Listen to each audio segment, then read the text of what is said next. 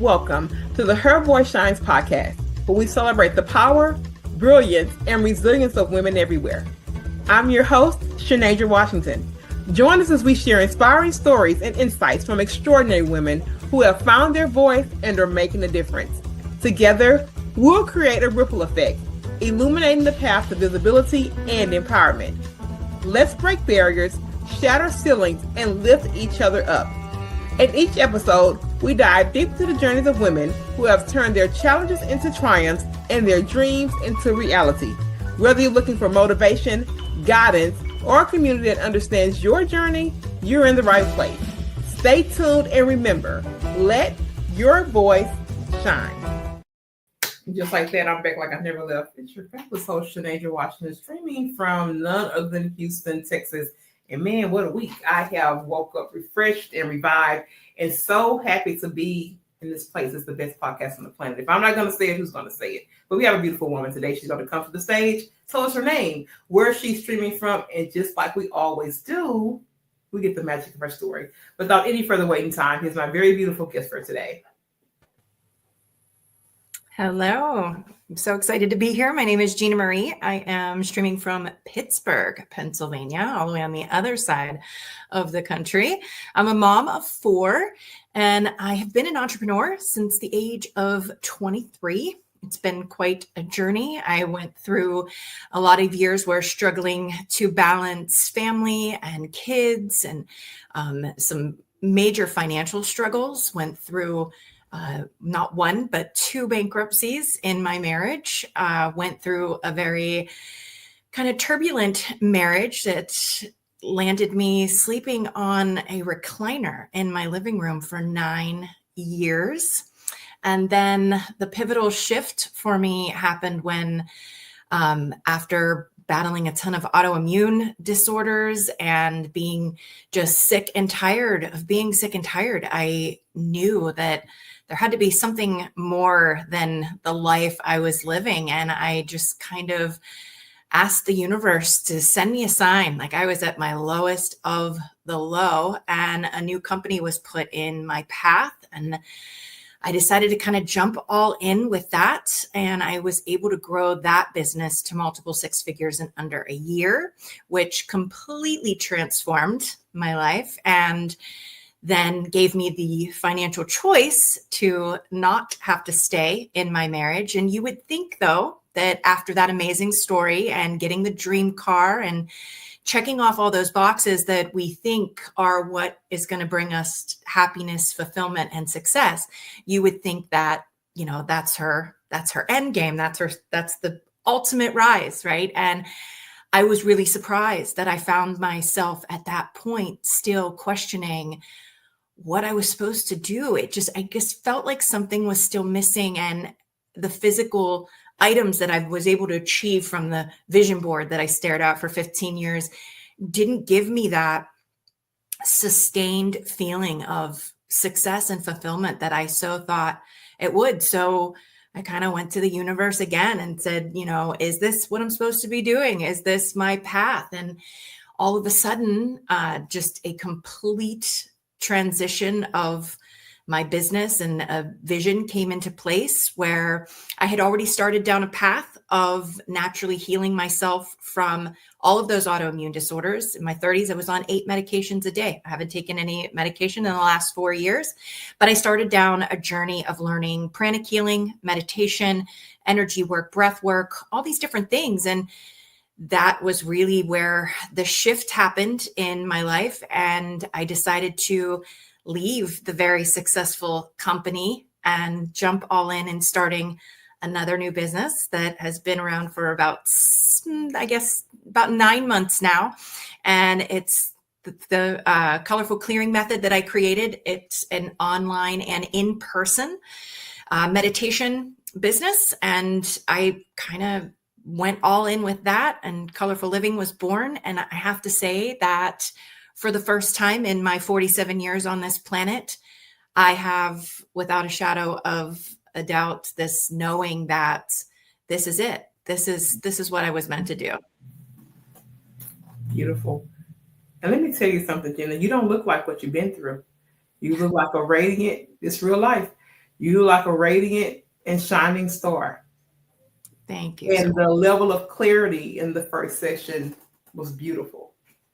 One of the things about that, you said that even in the ultimate rise, there were places in me that were not fulfilled. I still question. You talking about somebody that's been laying on the sofa or recliner for 9 years. And now this real. Now, there's all this stuff and I still don't feel fulfilled. Interestingly enough, I made a reel on yesterday on my page and I talked about this recent book that I read of this guy who had a very traumatic childhood. When he moved over to adulthood, he lost his wife, his son, and his daughter. He got to his older years and he was in a nursing home alone. And every day he would utter, "Oh, I lived such a great life." And it stopped me because it's like, but it was that matter of perspective and how we choose to view life, how we choose to show up, how we choose to own it, that makes all the difference.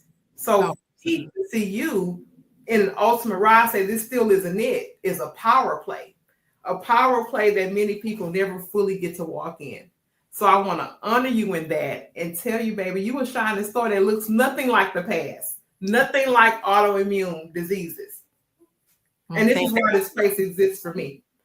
I want to ask you this. I want to ask you first before we kind of get into this. First, just tell me what the colorful clearing, method is. Tell me what it is, and then how did it become a lifelong commitment as a component to your healing journey? So, and I think this is where I didn't share this part of my journey, but this is really truly why I know the components in the colorful clearing method are so valuable to people. In the last 4 years, I've lost 3 brothers and a nephew.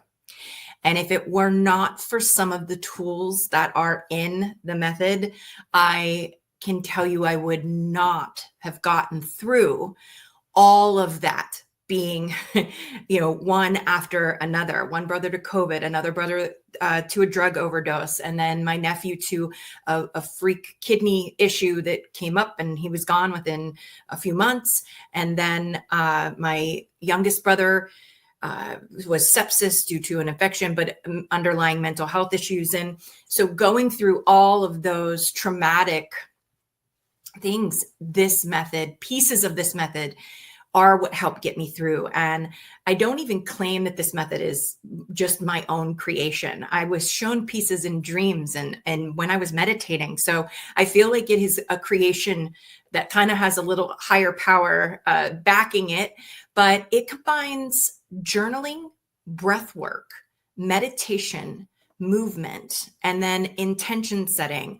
But the key part of this entire method is that my son and I create all of the music that is in our tracks. Our journaling tracks have binaural tones, frequencies that help open your brain up when you want to release the things that are holding you down. And then an inspirational journaling track at the end, because when we clear, we make space for the manifestations, the new things to come in, and it opens your brain a little bit to that inspiration, mode, and you can just words tend to flow on paper a little bit easier. And then even our breathwork tracks, when we make those, we layer the sound of our own breath so that you have something to follow along to. And these sessions we do in person in the Pittsburgh area, but they are online as well. And you can shut your camera off and you can do all this in your home by yourself. And it works, I believe, even better when we do this type of work in groups, when we do the method all at the same time and we're collectively doing this work together. Some of the healing effects can happen faster. And some of the reviews are, it felt like I meditated for a week and it only took an hour. And for me, that's how I designed it, because as a busy business owning working mom of 4, I want the biggest bang for my buck. And we all know how limited our time is. So time is precious, and I wanted to make it biggest bang for your buck. Interestingly enough, I have been really working with breath work. Breath work is powerful. You know what I mean? It is, and I think it's something that kind of went over my head for the longest amount of time. But of course, having guests here and then also too doing this level of research on the side, because you guys come on here and then you get to let me just super nerd out because I go and look up more stuff, and not that I have the time, Gina.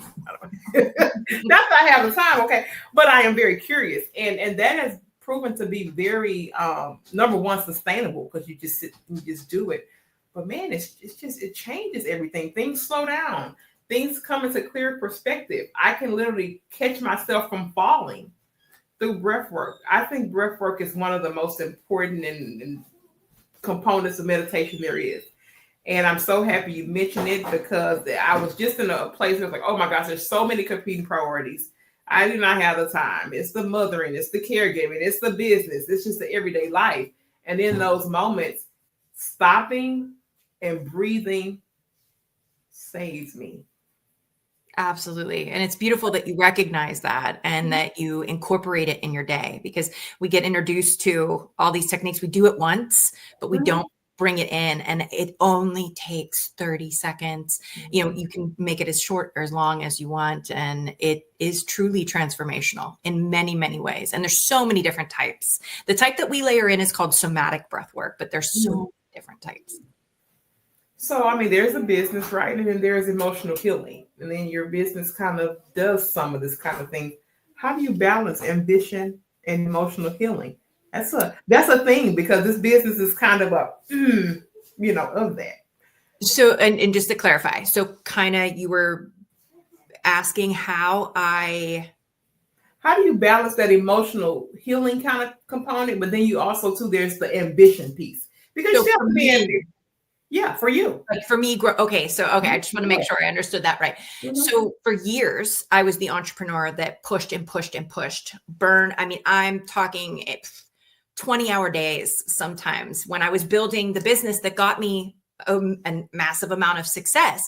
And I truly think, as most entrepreneurs in the beginning of a building journey, that's what you tend to do. You tend to go all in and you push. And now knowing that and seeing where that led me, and knowing that I was not prioritizing my self-care, healing, however you want to phrase it, that's when I started to shift the priority of me and the non-negotiables that I set for myself becoming first. So now my morning, before I even start one thing for my business, is filled with 1 to 2 hours of meditation, 1 hour at the gym, at least 10 minutes journaling.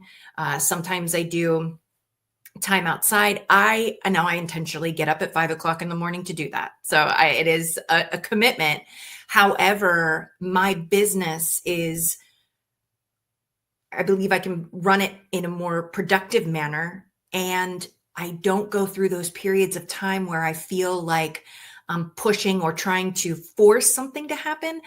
And if I do get into that mode, I take a step back and I do grounding exercise or breath work or 5 minutes of meditation. I actually do, and this helps me, on Monday, Wednesdays, and Fridays live on my Facebook page. I lead people through a little mini talk and a meditation. And I incorporated that to hold myself accountable to checking in for myself for a midday kind of meditation break. And I've learned to love it just to be able to bring that. So yeah, it's keeping those things in. And for years, I always made the excuse that I didn't have time. And, I got to a point, I left corporate in 2021 and kind of took a year off. And in 2022 is when I really started to walk this thing out. And then I found myself being super intentional post the whole left corporate. It was such a toxic environment. And I started to give myself time back. I was like, okay, here's your time to redefine that. But then when I got into the hustle and bustle of truly understanding what this business owner side was, well, guess what, Gina? I started backsliding. Yes. I started backslide, and it started to very much feel like it did when I was still in the corporate environment, because I was not giving myself the ability to breathe. I was not intentionally saying in the morning, you're going to reclaim this time, because it's a much better investment to put the time here so that this day becomes a little bit better. We're not going to say it's not going to be painful or hectic or whatever, but at least you have the fortitude to be able to kind of deal with some of the bumps and bruises. So thanks for saying that. Let's transition here. I know that you're a mother of 4 children. Wow, I only have one, and girl, I'm tired. And he's about to be 8. Tell me about motherhood and how does that play a role maybe in your healing journey? How has that maybe shaped you?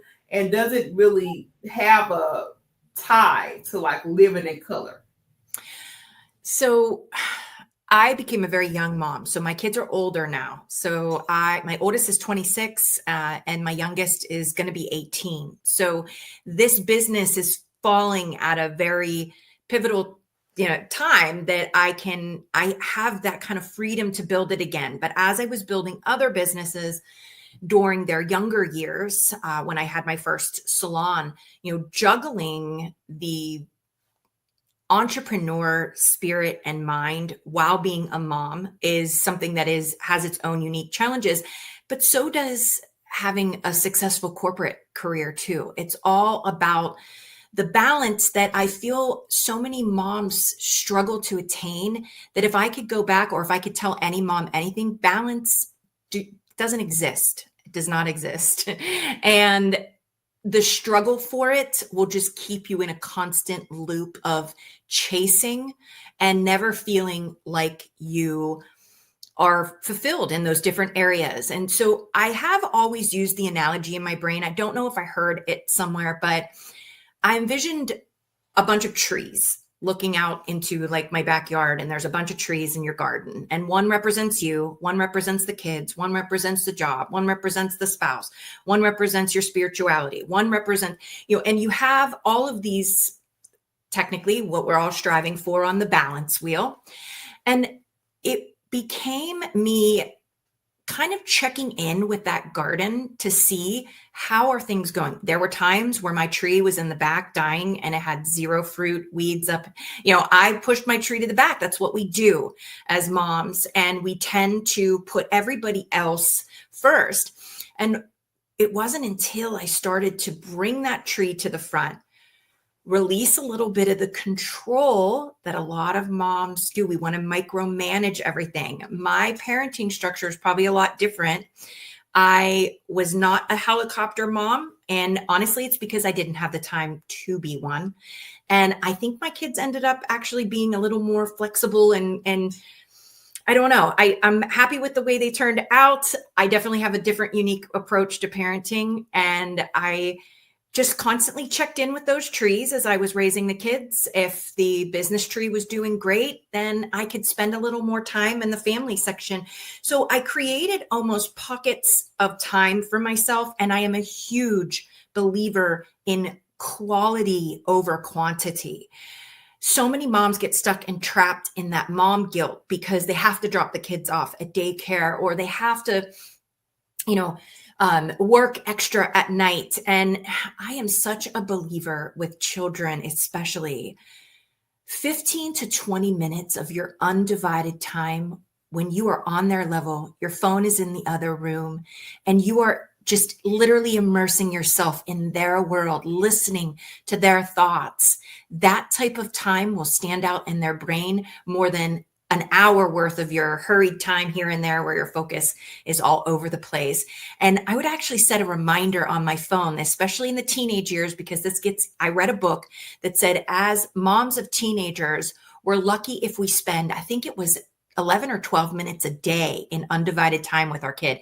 And that really hit home. I was like, wow, you know what? I started to realize that's a true fact. When you really start, they're up, they're getting themselves ready, they're out the door. Bye, mom. Okay, you have everything. They come in, they drop their bag. Maybe they pick up their bag for their sports. They're out the door again. Okay, then they come in. Maybe they eat for 5 seconds. Then they're out. Then they're back and they're doing homework. They're up in their room. You are lucky if you spend that amount of time. So I started intentionally setting timers on my phone. I would make sure that they knew I was coming to check in, and at least sometimes I didn't make the quota of the 12 minutes, but I would at least intentionally seek them out to ask them about their day. And it's something that's so little like that. But now I really feel like I've developed unique relationships with all my children, but it took a lot of effort while managing the growth of these businesses, while being pulled in those directions. It does take more intentional effort, but quality over quantity any day of the week. I really love that you share their perspective, because the reality is, many women just don't have the time. They have to work. They have to be out of the home. And yeah, there is mom shaming. There are people, because, in transparency, my son is primarily homeschooled. He goes 2 to 3 days off campus with a learning coach that takes him to do library and things of that sort. And there are people within our community that shame other moms for different things. I draw the line right there, because I have to tell you something.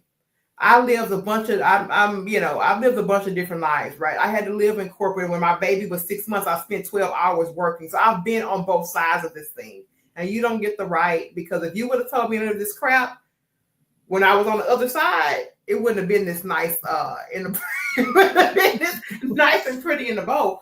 But it's so great that you said that, because they give some mom that's listening something that's really sustainable. That 15 minutes of that really good quality can really, really make a difference. And here's the thing. Even though that this boy is here with me most of the time, mommy still has the work. I'm still in here conducting interviews. I'm still in here having sales meetings. I'm still in here doing a whole bunch of different things. So don't ever look at this like the end all be all, and you can't make things happen based on your situation. So I love that you said that, and I can't wait to sound bite it, because that's some good stuff that people need to drink on, Gina. They need to drink on that 15 minutes. For real. We beat ourselves up, and it's a shame. And the mom shaming is so real. I remember my very first experience with it was dropping my oldest off at preschool, and there was a stay-at-home mom of 5, and she's all put together and I'm looking at her, I'm like buzzing in the door, I'm late, I gotta get to work, all this stuff. And I remember trying to develop relationships with some of the stay-at-home moms in the preschool. My kids are going to school with their kid, and they were not welcoming because I worked.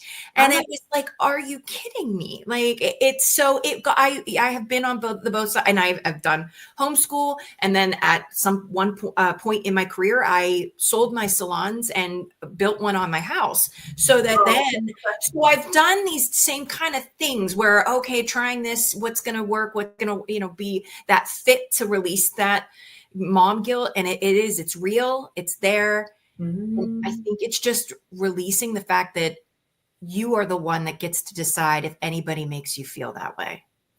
That part.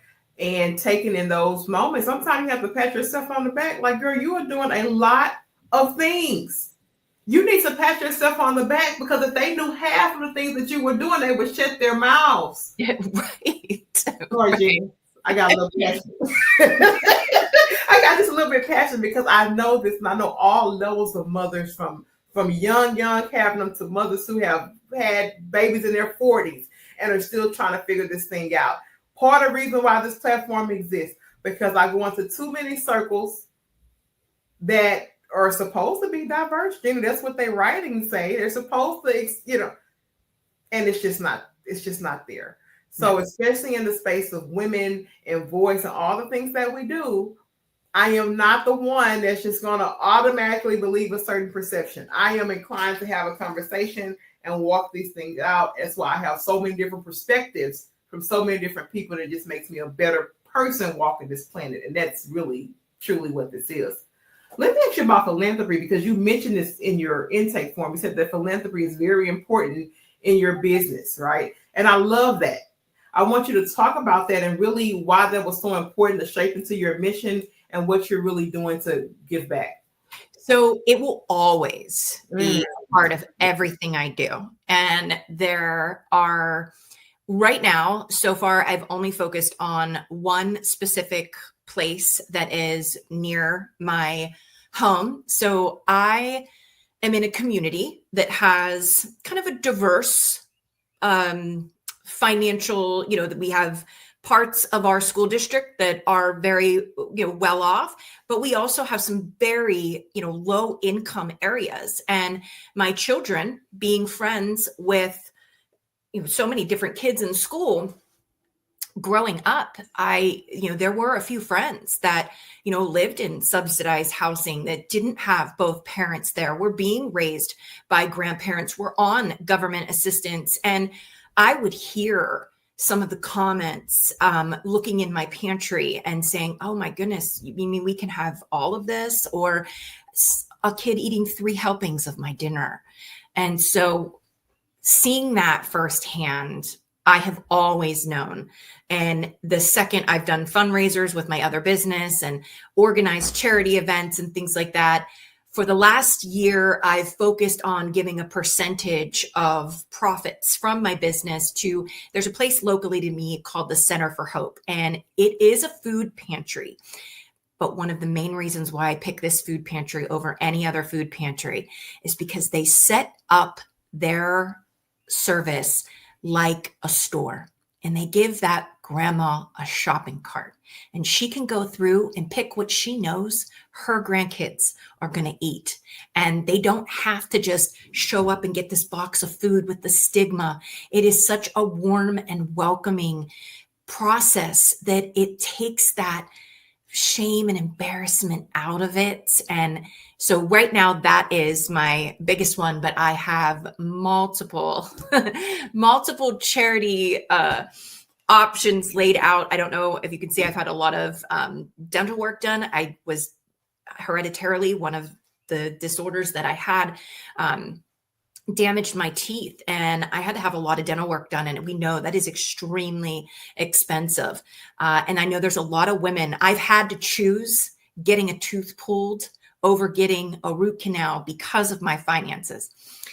And I know there are women out there that suffer from that. So one of the very first things that I want to create on my own is Colorful Smiles, where we have the ability to give funds to women that are in that situation where they are choosing to go down a path of losing a tooth rather than getting it filled, or they have to get their teeth pulled and they don't have the money to go into the restoration work. So that's something that hopefully down the road, as well as many more outlined. So that is such beautiful work. There were so many cues in that segment for me. Where we live here in Houston, Texas, it's a lower part of North Houston, Texas, but it's being gentrified. That affords me the opportunity to do 2 things. Number one, still love the community that I grew up in, still love this place. And then number 2 is to be able to see the tide shift. And we're in a place to where there's so many different people just within a couple blocks, so many different income levels and so many. Whereas when I was growing up in the 80s, that wasn't the case. It was just this one income class, Black and brown folk, that's it.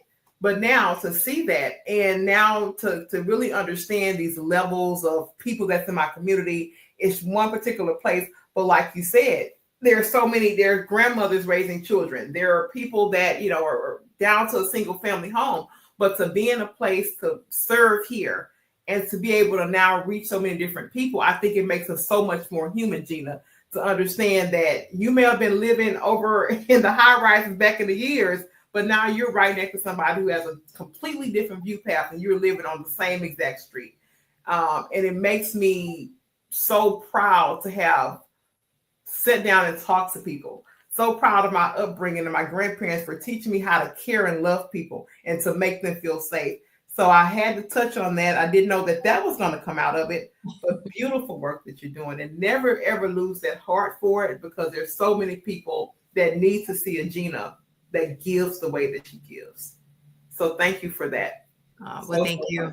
I think it becomes a byproduct. It's natural. Like, I know that this specific business, everything that is a part of it, it's a calling, because I know that what we offer helps and heals. And with that, I feel like giving and gratitude is just something that goes hand in hand. And if there's one thing, if everybody remembers, it's in giving that we receive. So, I wouldn't have the blessings that I have. I wouldn't be talking to you right now. You wouldn't be talking to me. Absolutely. If you didn't have that giving heart, in any way. And it doesn't have to be monetarily either. It's just our spirit, and it's our generosity, our love. Yeah. And I pray every morning. I say, Lord, if not anything, I ask them in my bathroom every morning, do not take my joy. I don't care about the hardships. If you cannot, just please never take my joy, because I always have something to give, even when the bank account goes zero. Yes. If you don't take that joy, I always have something to give. And I mean that. It is. And let me say this, because I want to get, I know we've already talked about the colorful clearing method, but I want a clean segment where you just give us an overview of it, and then also give us any contact information, whether it's social media or website, so we have a clear, direct way for people to reach out to you if they need to. Perfect. Okay. So the sessions are run online right now in a Facebook group. And we did some kind of restructuring with that, and we're still restructuring. But for now, I have 2 free groups that you can join, where that's where we do the advertising when we do the sessions, when we're going to have them. We do mini sessions for free every month. And then if you want to obviously join our paid group, then you can experience them weekly in there. So the easiest way is, I know you'll have a link wherever the description is, but my Facebook page is Colorful Living with Gina Marie.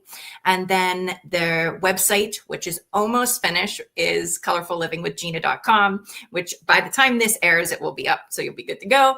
And then on TikTok, it's Colorful Living with Gina. I do have a podcast of my own called Turn on the Color. That's on YouTube and all the platforms.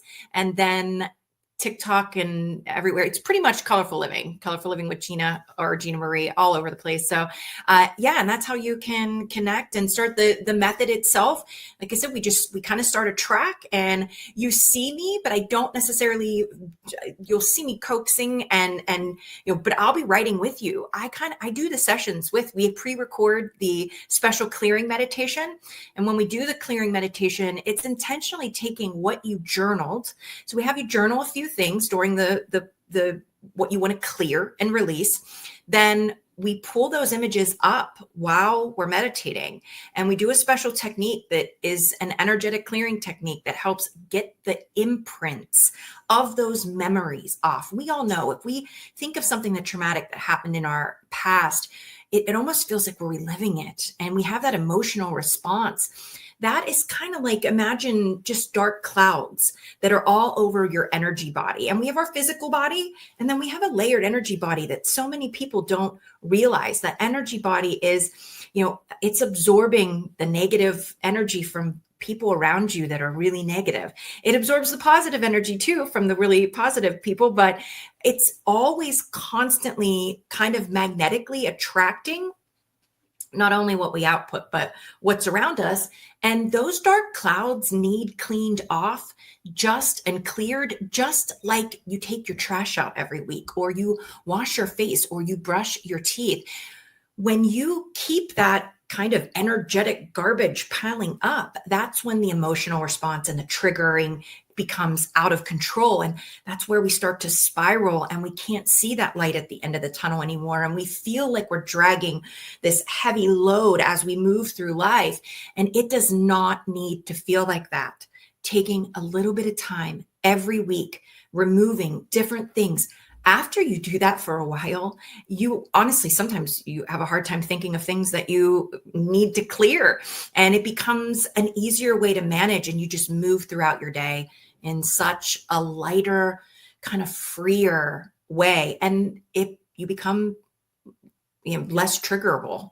It really, truly, it's incredible. The people who used to trigger me, I can sit next to them and just still be happy. I'm just like, okay, like I'm a totally different person. I used to flip on, I'll tell you what, I used to have a really short fuse, and now I feel like it's long again. For sure. And it got to a point there, like, you just don't ever seem to be mad about much of anything. I was like, it's not that. I'm accountable for how I respond. I was like, I don't. That's huge. I'm accountable for how I respond. This is my energy. This is my day. So no, there's, like you said, there are people who 10 years ago, like, don't ever come near me. You could come and sit right there. I'm not going to have the same affliction or the same. It just doesn't work like that. I've let that particular thing go. And now I am in a positive flow. It's like when I started and working on this particular podcast, I said and declared, I said, you're going to send the people. It doesn't matter. Well, I said, I don't care if 10 people are one. You're going to send the people that I need to have the conversations with. And he's done that thing over and over and over again. I keep getting better and better and better and better. Yeah, no, same exact thing.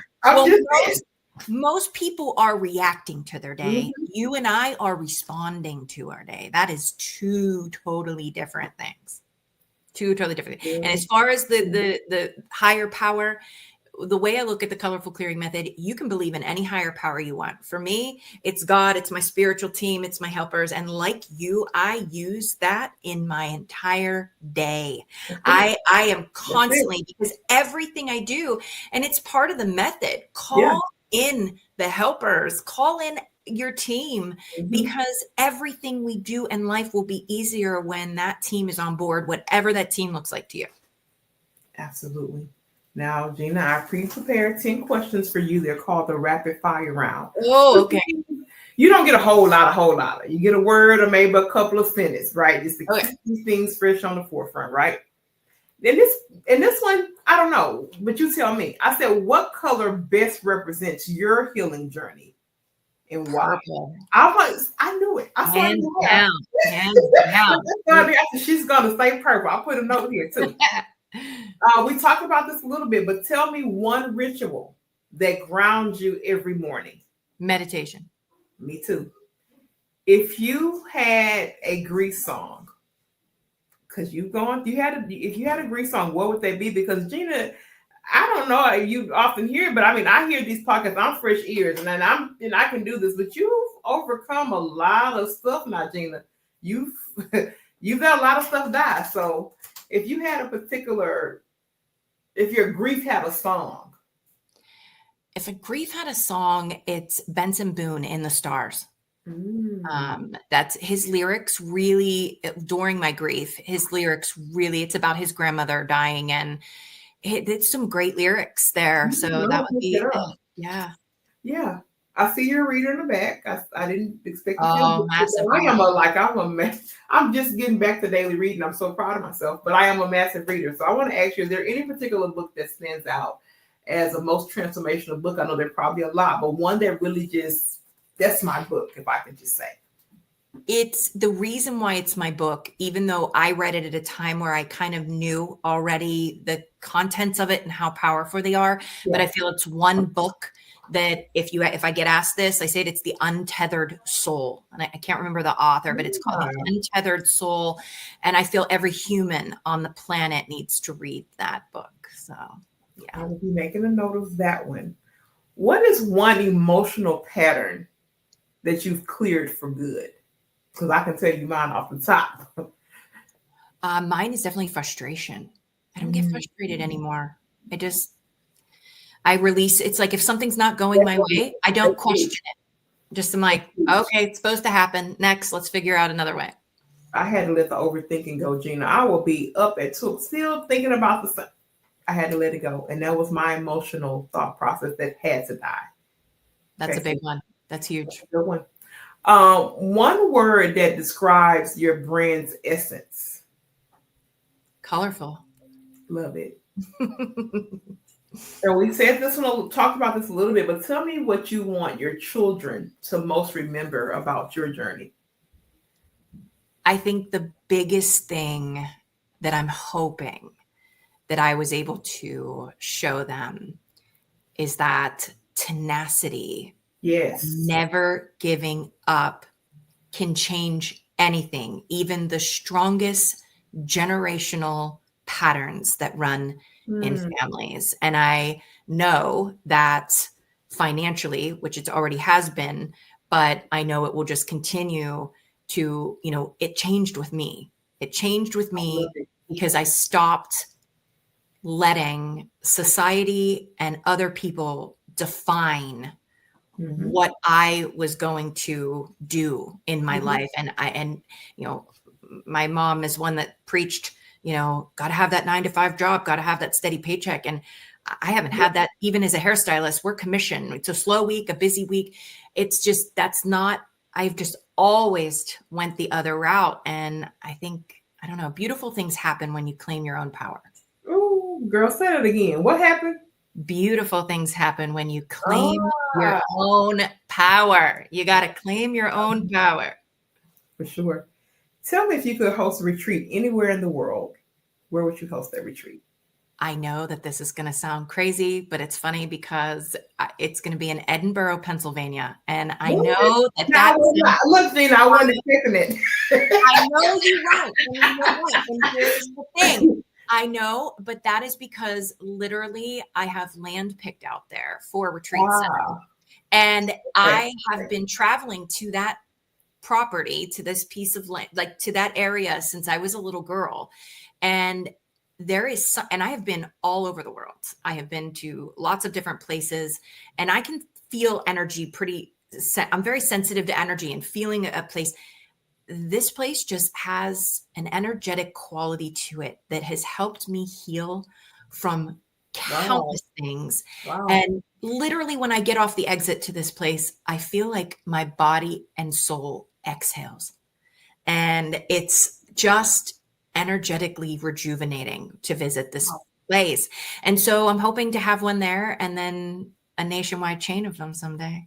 Oh, now when you start them chains, you better call me now, Gina, so I can say she said it first on my show. So you know what? That is the first time I've said. So I'm not surprised. It was just we never said it. I'm like, I know it's just the magic of this show. So we can play it back when Gina has that. And this is the last thing, and we've hinged on it this entire episode. But what does living colorfully look like for Gina Marie today?